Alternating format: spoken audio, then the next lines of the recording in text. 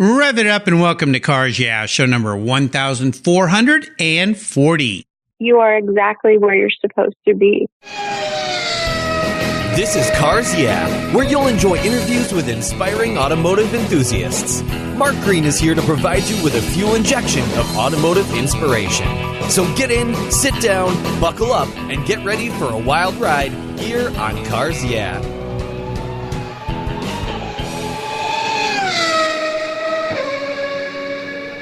Do you know the best way to protect your vehicle, both the exterior and the interior, is with a car cover? I've been using Covercraft Car Covers since 1975. That's right, 1975. It's a fast, easy, and inexpensive way to keep your vehicle looking new. Covercraft has been manufacturing premium quality exterior and interior covers for over 50 years with a stellar reputation for durability and design.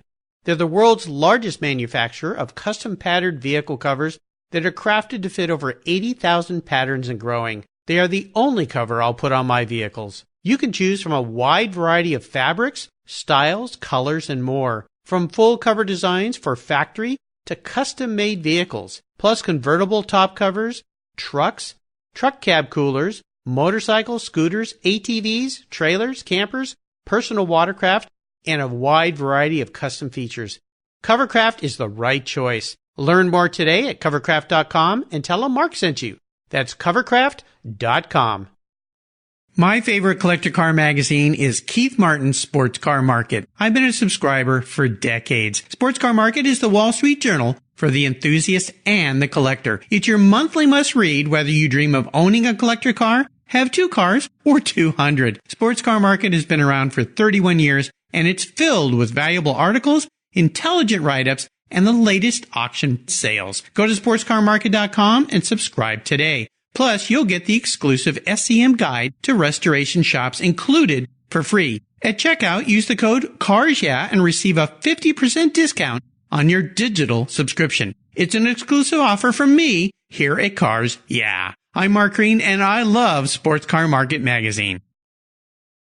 Hello, automotive enthusiasts. I'm revved up and so excited to introduce today's very special guest, calling in from Venice, California, Christina Brinkerhoff. Hey, Christina, are you buckled up and ready for a fun ride? Absolutely. All right. Christina Brinkerhoff is producing a documentary about her mother, a past Cars Yeah guest, Renee Brinkerhoff, as she conquers 7 continents driving in a 1956 Porsche 356. They are fresh off of the 36-day Peking to Paris endurance rally that took place this past summer. The next challenge will be in Kenya in the East African Safari Classic Rally, which is a 9-day, 5,000-kilometer run through Kenya and Tanzania. Prior to Africa, Renee ran La Carrera Panamericana.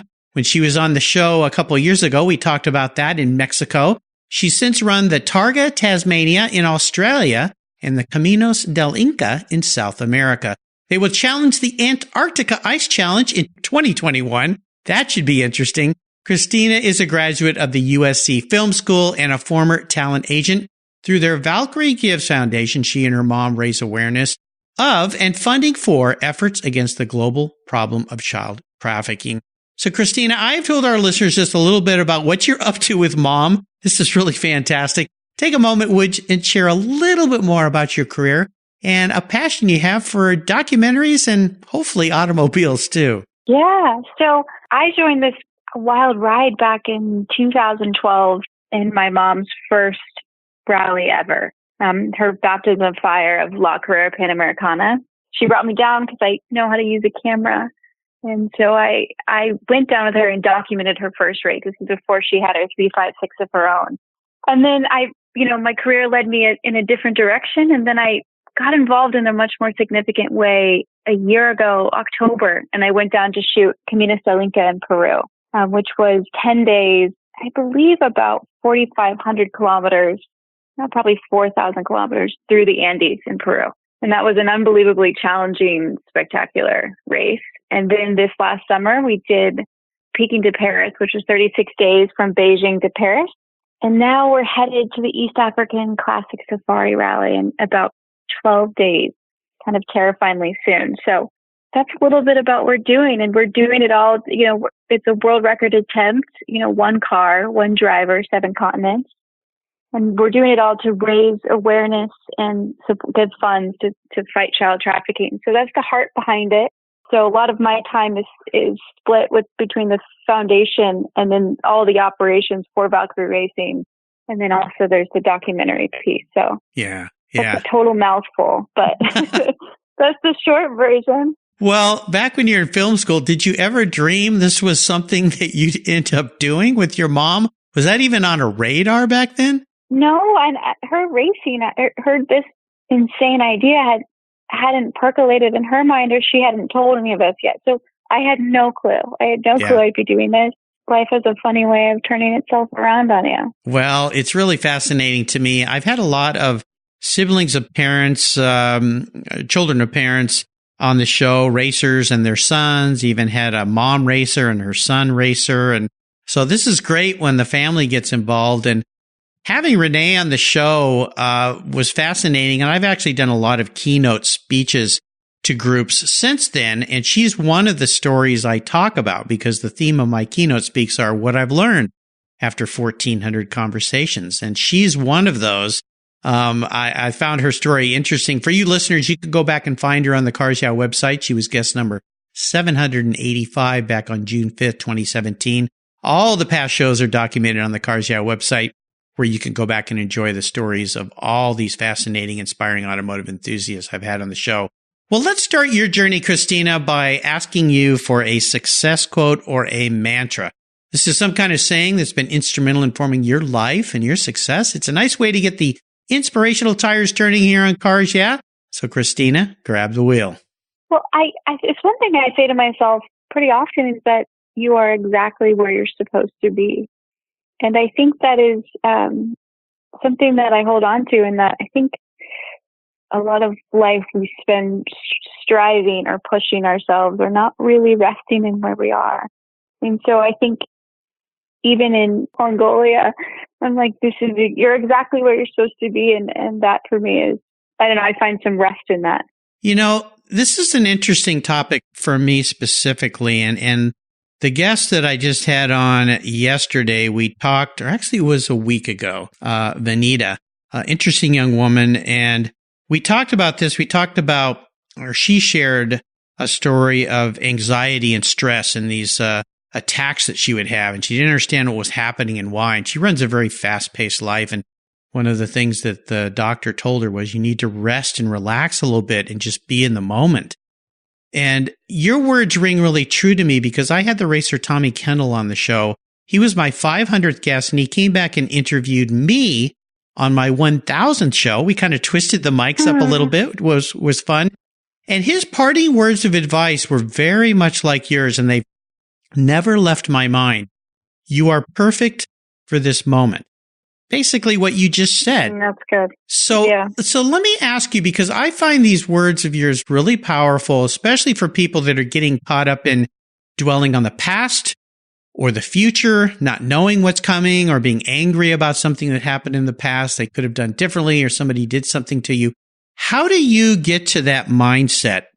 Is it as simple as saying those words to yourself, or is there something else you go through to get yourself into that moment? Well, I have that is a longer answer, but I don't know how long that I've had this sense, but I was diagnosed with multiple sclerosis a couple of years ago, and that seismically just completely changed my life. And so I think that moment, and then the career change and my life change, and that happened when I was 30, I'm 32 now, completely altered my life. And so I think part of that sense that I got is what you get when you go through big challenges in life, right? When you go through the things that change your life and you can look back and go, oh, okay. Like I'm grateful. B, I understand to the degree that I can. And C, hopefully you have some sort of peace in what is, right? And so I think that's probably the real answer of how I have gotten there. And in terms of how I stay there, it's mostly just prayer, right? Or just understanding that, it's a journey. It's a journey, and we are where we're supposed to be right now. I find it really wonderful. And that you have this attitude. There's an old saying that goes, if you are depressed, you're living in the past. If you are anxious, you're living in the future. And if you're at peace, you're living in the present. And it's so true. It's exactly what you just said. Yeah. Yeah.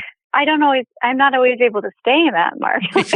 Oh, you mean you're not perfect? I am so far from that. And I spend a whole lot of life trying to remember that. Yes. But definitely, I do think it's a mantra of mine, for sure. Yeah. Well, I think it's wonderful, and I'm glad you've reminded me of that. I try every day to do that for myself, stop and be in that moment, be grateful for that moment. And one of the ways I think we all can do it is by being grateful for what we have, just stopping and being grateful, because it it erases all the negativity around you, even if it's just for that minute that you're thinking about what you're grateful for. So thanks for sharing that. That's wonderful. Would you share a story with us that I usually ask my guests this question, a story that instigated your passion for cars? Now, you told me before we got together here, you're not a super big car fanatic like perhaps your mom's become, or like I am or something. So maybe I twist this up a little bit if you'll allow me. What was the story behind the moment that you decided, I want to do this project with my mom? I want to document this incredible thing she's doing, this historic thing she's doing, record setting in many ways. Is there a pivotal moment when you kind of clicked and said, this is what I want to do with my life right now? Yeah, I'll say two things. One, I am a car fanatic in that I am in love with classic cars. Oh, good. I'm not your traditional, but I am absolutely, if you spend as much time as I do around them, you cannot but fall in love with them. So good. I definitely am a huge car fanatic in that respect. And then in terms of I think I would be crazy not to go on this journey with my mom. It is life altering and unbelievable. And I was in Mongolia in the Gobi Desert in a chase car coming up upon her car with a herd of camels.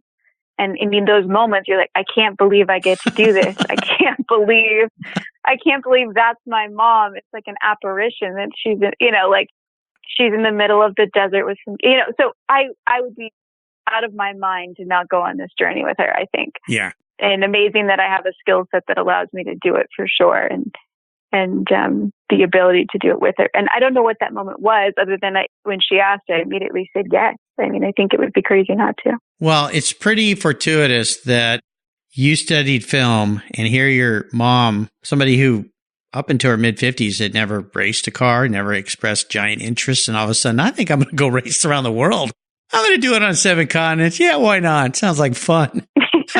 And, like you do, Mark, like you do. Yeah. And the fact that you studied film, and here you go. It comes forward, and you can do this with your mom and document this. It's the best of all worlds, and what a great opportunity. I always ask my guests this next question about challenge or failure, something in your life that really challenges you. I know you brought up being diagnosed with multiple sclerosis. It's an immune system disease, correct? Correct. Yeah. Yeah. Yeah. And I don't know if that's what you want to touch on here, but you're welcome to, of course. But I'd like to ask people of a great challenge they're faced with. And more importantly, how did they overcome it? How are they overcoming it? And what was the learning process there, so that other people that might find themselves in a similar situation can see a different perspective than they're seeing, and perhaps you can inspire them? Well, I think something we all battle with is fear, right? Fear of our own abilities, our own capacity, our own strength, and our own weakness.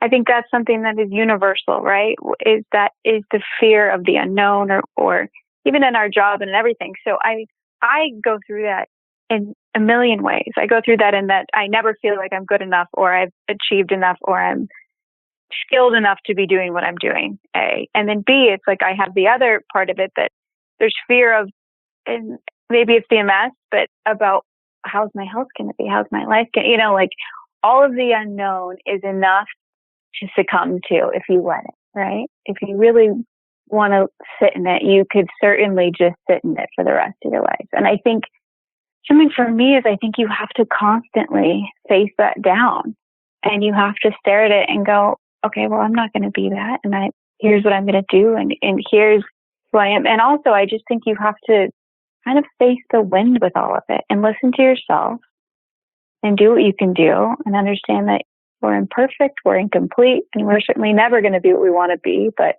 and we can never hold on to what's going to happen, right? So that's fear for me, whether it's like I'm 12 days from going to Africa and I'm like, well, what if X, Y, and Z happens? And that is, and it's a lot of money. It's a huge endeavor.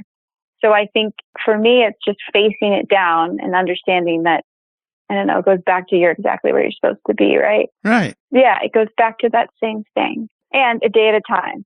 So yes, a day at a time. You know, my regular listeners will remember this. My father taught me this years ago. It was when I first wanted to start to learn to surf. I grew up in Southern California and went down with a surfboard. And I'd been in the ocean a lot, but the waves were a little big. I kind of looked out there and I'm like, maybe this isn't a good day to be out here. And my dad said, "What's wrong?" And he goes, "Are you afraid?" And of course, you don't want to ever tell your dad you're afraid. But I finally go, "Yeah, I'm a little nervous about this." And he goes, "Well, you know what fear is, right?" I said, "What?" He said, FEAR, false evidence assumed real. Mm-hmm. And that's so true. Gave me a whole nother perspective. He goes, "What do you think might happen if you go out there?" "Well, waves are going to crash on me." And you think you're going to die? Well, no.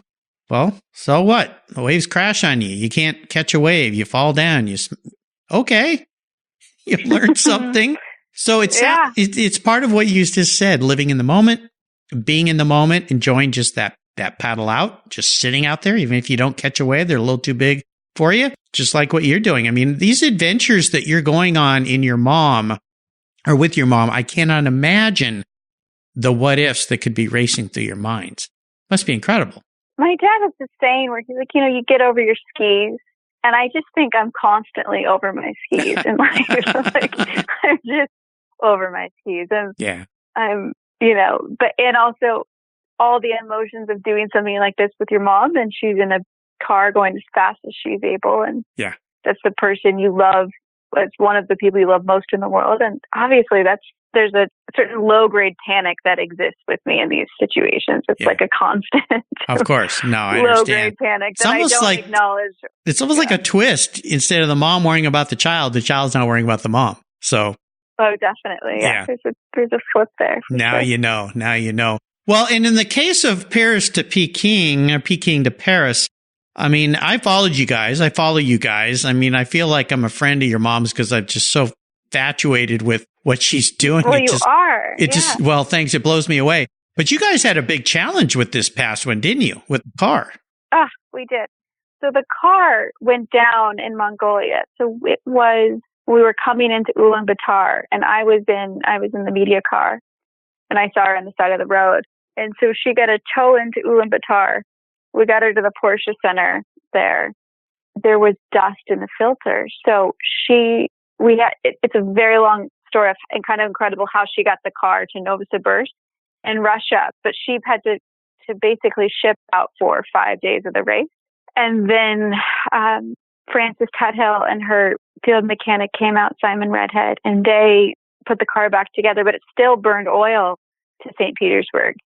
And then Francis brought the engine in his hand luggage and rebuilt that engine in 11 hours and was there by himself at Porsche in St. Petersburg. That man is so phenomenal. Wow. And put the engine back in. And then from there, the car was fine, but we were going to Finland, and then we were clipping through almost a country a night until we got to Paris. So yeah, I mean, she burned a lot of oil.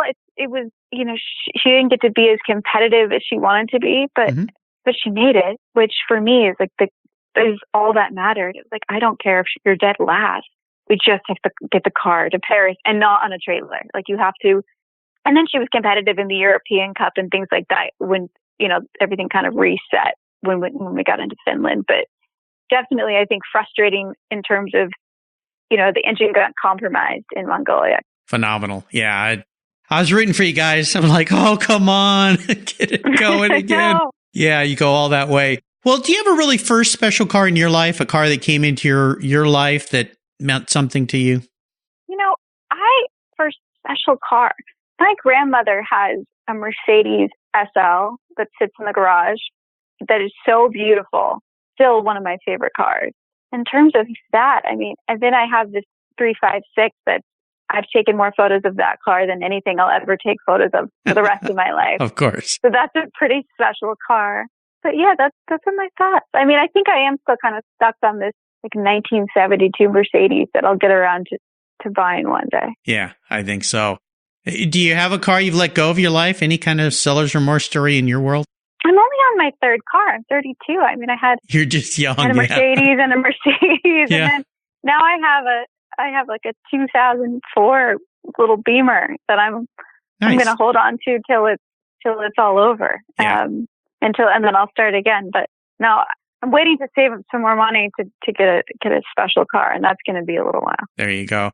Well, 2004, that's a E46 car, right? Because I've got an 05 M3, so yeah, they're great cars. I like those cars. Well, let's tell our listeners a lot more about Valkyrie Racing. I'd love for you to talk more about this. Now, this show, we're recording this show November 5th. It's going to air December 9th. So you're getting ready to go off to Africa. By the time this show airs, you guys will have been there. I don't know if you'll have been done with it yet. They'll be in Africa when it airs, but okay. We'll be finished with the rally. There you go. Okay. Well, you're going to do great. I know that's it. But let me ask you a bit about what you're anticipating, what this race you're about to go into in Africa is all about, and then also about this charity organization that you guys are doing to raise money for awareness with child trafficking. So take it away.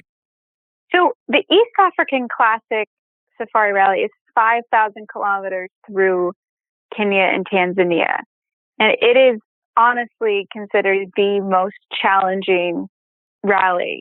It's coming back to the WRC circuit next year, but it is one of the most challenging rallies in the world. There was a driver during Peking to Paris who's a fairly professional driver and said he's training 5 more years to do this rally. So I mean, it is super challenging and really competitive. There's only 21 entries, I think, this year. It's held every other year, and it's as it's been described to me, like nothing I've ever seen. So it's going to be pretty grueling. My sister actually is going to navigate for my mom, which is going to be an unbelievable experience for both of them. Yeah. That's so cool. I'm really excited about that because I think it's going to change.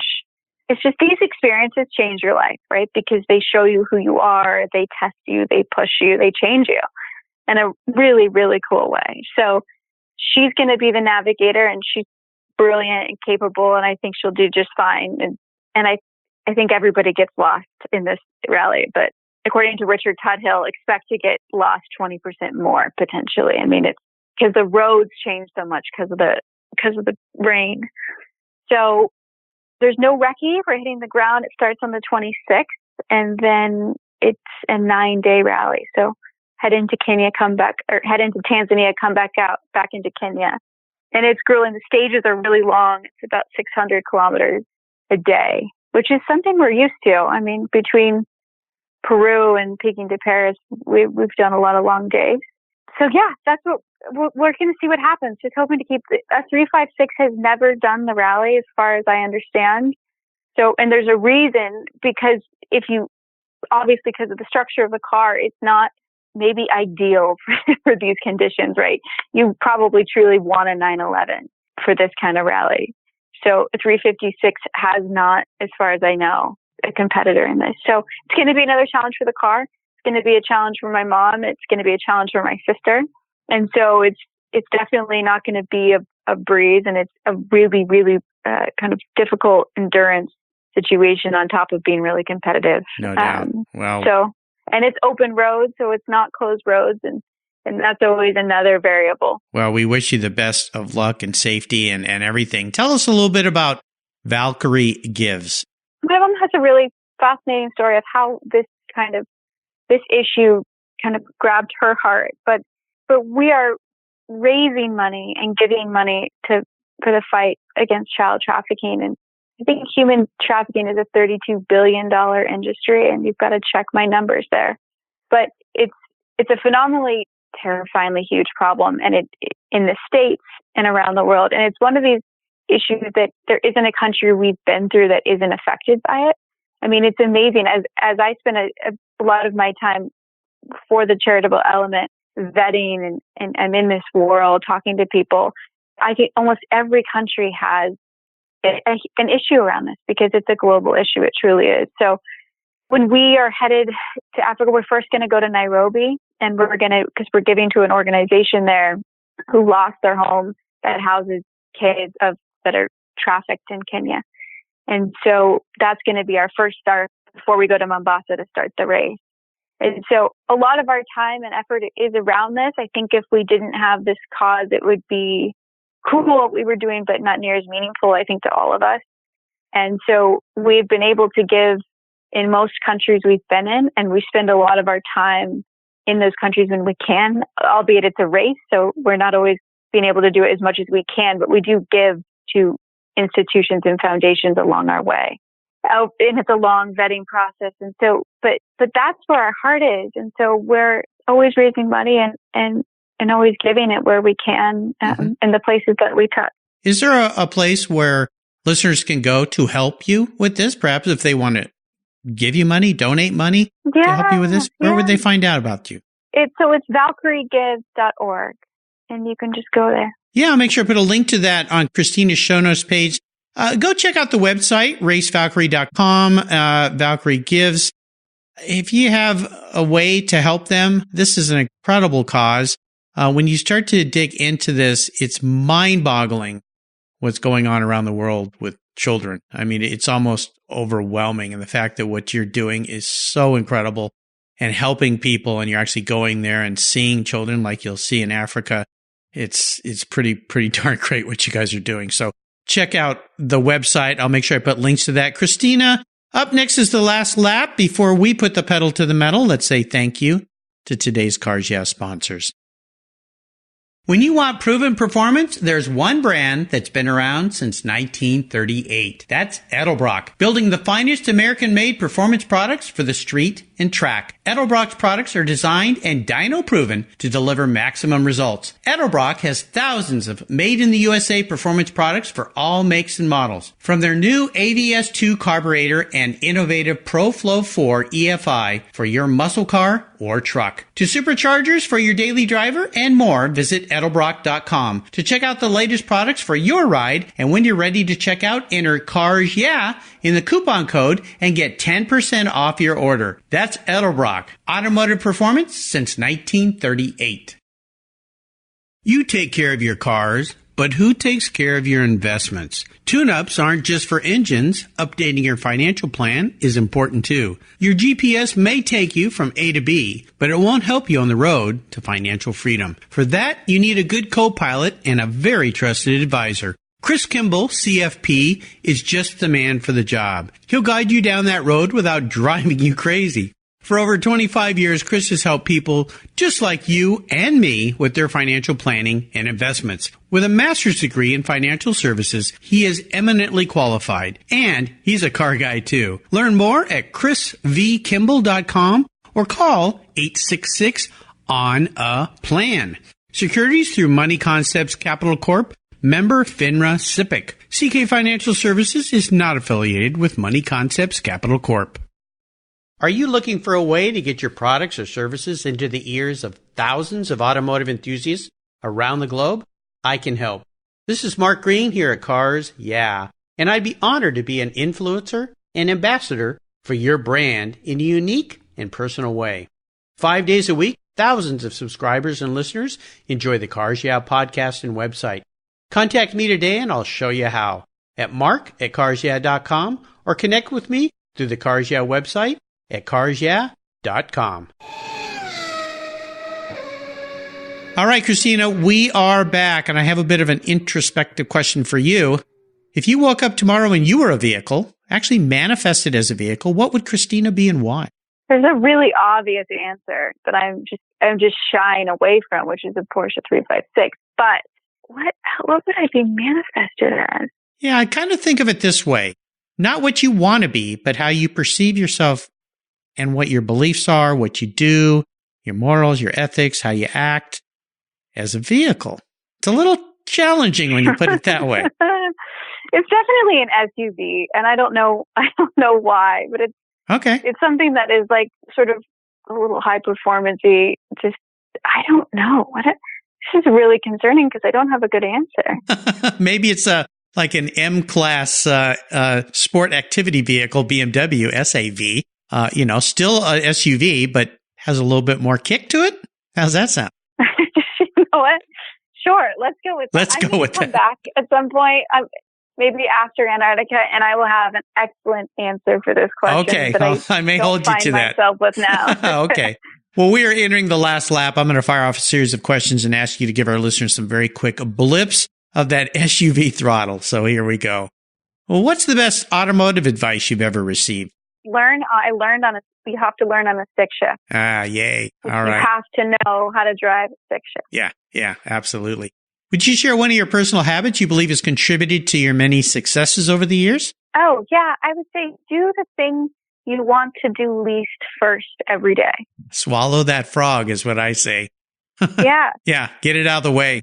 It's terrible to let those things drag on, and it just wrecks your whole day. It destroys everything. Just get up and do it and move on. If you don't like exercising, but you know you should, get up and do that first. Yeah, do that early. Yeah, early. How about a resource? Is there one out there that you think people should really get involved with? I kind of know about one. Of course, Valkyrie Gives. Yes, absolutely. We got to plug that again for sure. I think at minimum, I better do that. Yeah, absolutely. Or your boss will get to you here. You don't want your mom mad at you. If I could arrange for you to sit down and have a drink with anyone in the automotive industry, living or deceased, who would it be? Senna. Oh, he's one of my favorites too. Why Ayrton Senna? I'm fascinated by him, and I'd like to know more.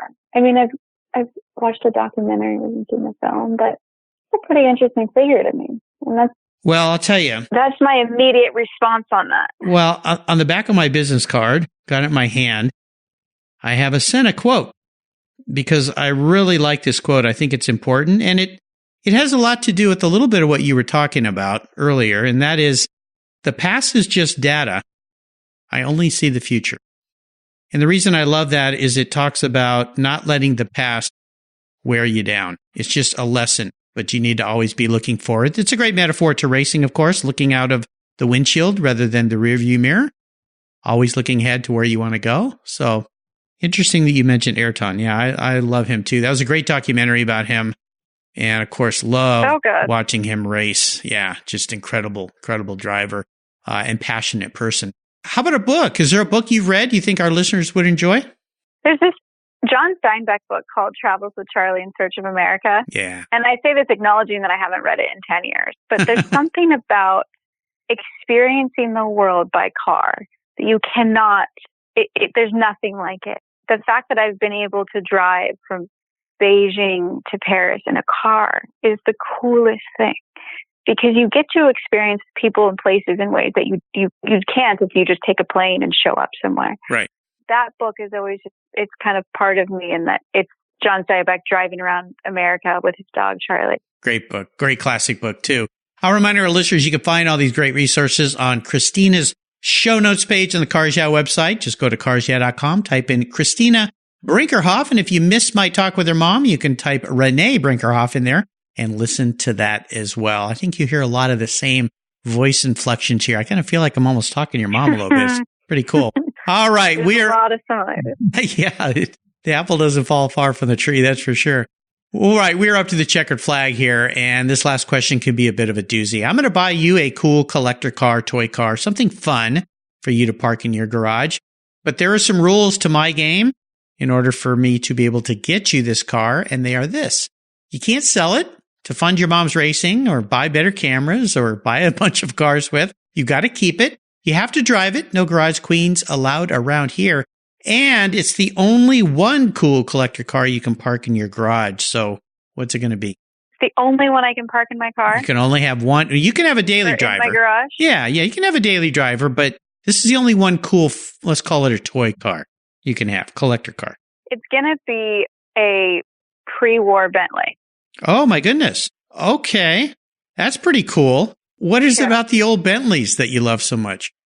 So on Peking to Paris, there's two classes. There's the classics, and then there's the pre-war cars. And seeing the pre-war cars roll through the Gobi Desert is one of the coolest visuals I may ever have.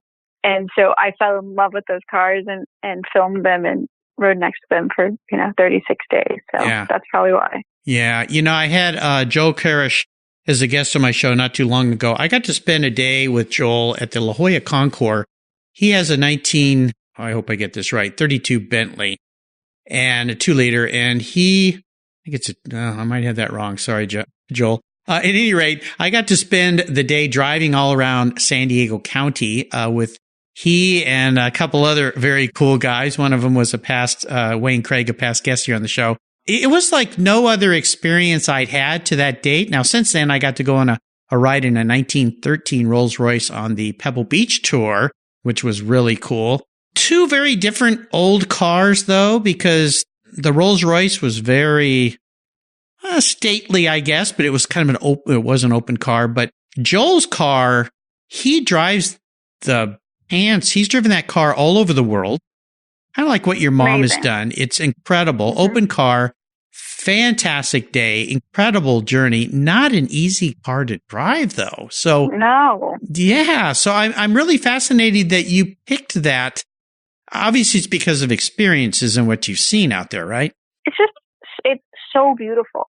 It's so, like, the lines, it's unbelievably beautiful. Now, maybe not the best idea for an answer considering how challenging it is of a car to drive, but hopefully it's all worthwhile. Well, of course it is. Yeah. Well, I think that's a testament to your spirit for challenge and what you're doing right now, which fits in with you very nicely, that you would pick a car like that because they're not easy to drive. They're a handful. You got to work at it, but very rewarding when you're done. When Joel drove his car down from Northern California to La Jolla, he drove that car down 500 something miles. The next day, we spent all day driving it. The next day, it was on the lawn and won an award at the Concours. And that afternoon, he got in and drove back to Sacramento. Awesome. So cool. Guy's an animal. Love it. Yeah. If you missed my talk with him, go and check it out. Really, really fascinating guy. He's a trial lawyer by day, but he is a true automotive enthusiast for the rest of his life.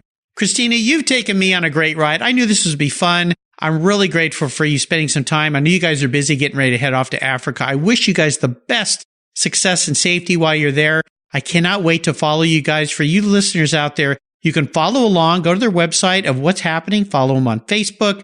They give daily posts. You'll see. You feel like you're part of the adventure. And, of course, you get to see some of these great shots and video that Christina is taking of her mom and her sister, which is very cool. Maybe I need to get her on the show. It'll be the first. Oh, she's next. The first 3 family part. That'll be cool.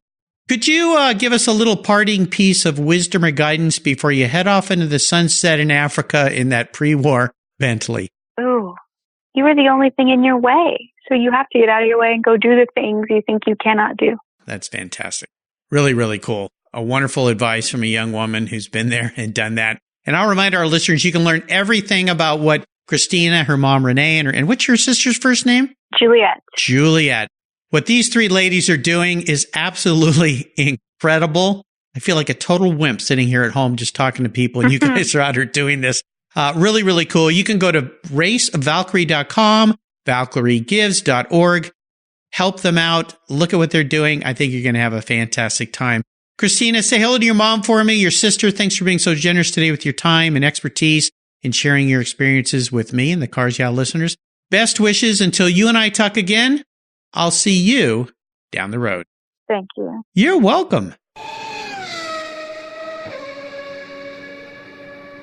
Hey, Mark Green here from Cars Yeah. Did you know you can now see me on the Cars Yeah TV show? It's a weekly visit to some of my past Cars Yeah podcast guests, and I take you along for the ride. You go behind the garage door and into their lives, their businesses, and you get to see what makes them successful. With tens of millions of viewers, Cars Yeah TV is making its mark. Cars Yeah TV is available on MAV TV and Lucas Oil Racing TV. You'll find MAV TV on Direct TV, Fubo TV, Fios by Verizon, or you can stream it through Lucas Oil Racing Television online. And they said I only had a face for podcasting.